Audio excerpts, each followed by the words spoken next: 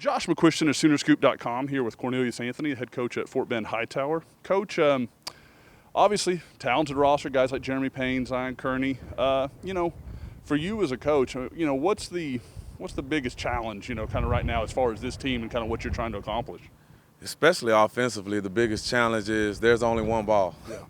And we have a roster full of talent. Mm-hmm. And so trying to make sure that everybody gets touches, but at the same time just doing what's best for the team and finding that balance. It's a thin line, but you got to find that balance. But, we're old school and we're FTS, feed the stud. And so whoever has the hot hand, that's who going to ride with. Obviously, nice to have it. I think a lot of teams run into, we got two receivers. You got a running back, you got a receiver, and you got other guys as well, obviously. But those are the two names I know a lot of people are familiar with. We'll start with Zion, obviously. Here covering OU, got to ask the questions. Now, as a coach, deals with him day to day. I mean, what's he like, for OU fans that just don't know him and aren't familiar yet?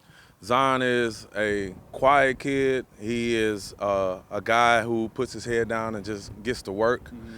He is a hard worker. He takes pride in perfecting his craft and working on his craft. And it's amazing to see the hard work pay off that I know he does behind the scenes when it's game day or even during our practices. He's a great kid, hard worker, and a phenomenal playmaker. Now, with Jeremy, it's kind of interesting because last year I was here and I was kind of more focused on Jeremy, and Zion was just kind of getting going and kind of becoming known. Obviously had another great year last year. What is about him that kind of makes him special? I mean, he drew so much attention so early on. The production that he has on the field is undeniable.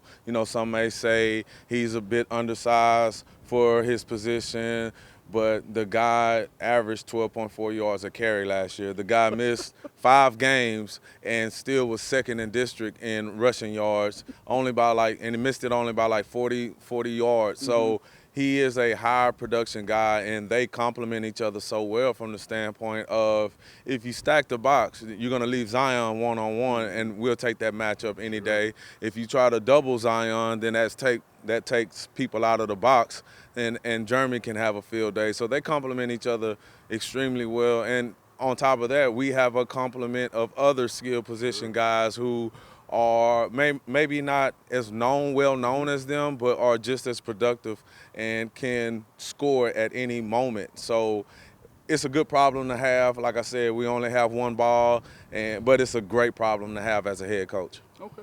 Now, I know Oklahoma's been down here plenty to recruit, and I'm sure you've known Coach Jones for a while. He's kind of one of those guys that knows everybody. I guess first off, just what's it been like kind of working with them, and secondarily, what can you tell us about Coach Jones? Great guy. So the thing about him and just Oklahoma in general is that, they are persistent.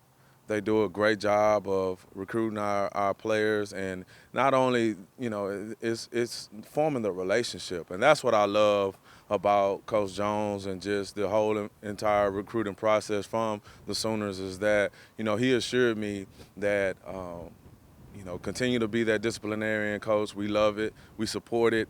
And I can assure you that when he comes to Oklahoma, or whenever any of your kids come to Oklahoma, we're going to take care of them, and we're going to be focused on them not just as a football player or what they can do for the program, but them developing into the young men that I know you're trying to, start them off on the right foot as. So anytime as a head coach who has a vested interest in his players and helping them become young men, hear a college coach say that, because I know it's a business in college, but, love those kids enough to where it's not just about what can you do for me or a production thing, but that we're going to treat these boys as our own sons, then that's reassuring to me that, that's a good program for them to be a part of. Sure.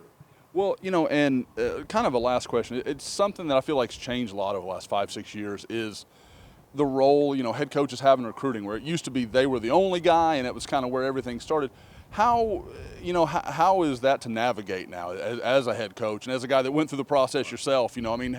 How different is that? And what are the things you focus on as a head coach? So one of the things that I appreciate with Oklahoma and just any program that goes through the head coach is the straight line recruiting. Yeah. And that's the thing that really impressed me about Coach Jones was before he, offered Zion or Jeremy, he talked to me first about it before he offered them. Hey, this is what we want to do. Basically, do we have your blessing? Of course, I'm like, sure, yes. Sure. Top-notch program like that. However, the fact that he went through the head coach, asked the head coach, because a lot of times I'm finding out about a kid getting an offer through Twitter. Yeah. It's like I'm the last one to know. Sure. And of course, being kind of old school, and it's kind of disrespectful. Absolutely. But when programs do it right and they go through that straight line recruiting process and go through the head coach and go through the program, that's when you know that everything's on the up and up. Well, again, this has been Josh McCuistion of Sooner Scoop here with Cornelius Anthony.